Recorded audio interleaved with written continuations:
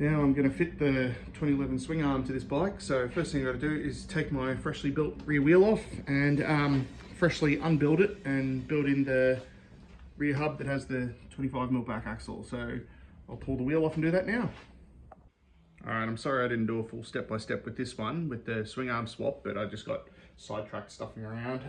So I've laced up the late model rear hub, and that's got the 25mm back axle and the hideous blue wheel spacers, which I'll be re-anodizing black or stripping back to silver really soon.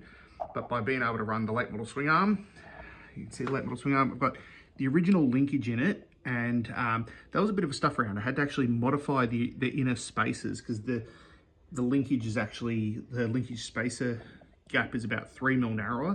So I had to modify that and make it work, but that's okay.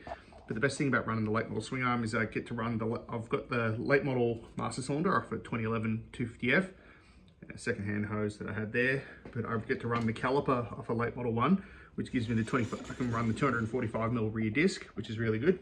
But it looks a lot neater, heck of a lot neater. I love the style of this swing arm. Let me just grab the original swing arm to compare it.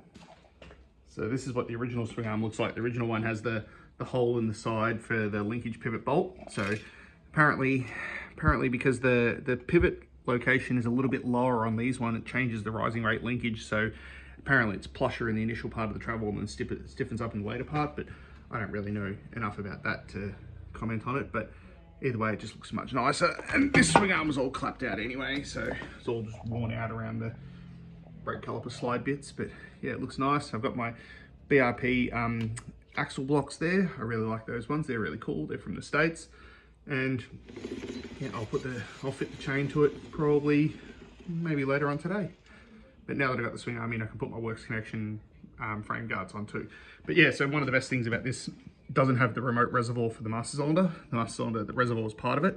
So I could probably cut off this little bracket here and that bracket there and make it a lot neater, because it used to have the master cylinder reservoir sitting up there, which is quite a silly setup, but it's a lot much nicer. Love it.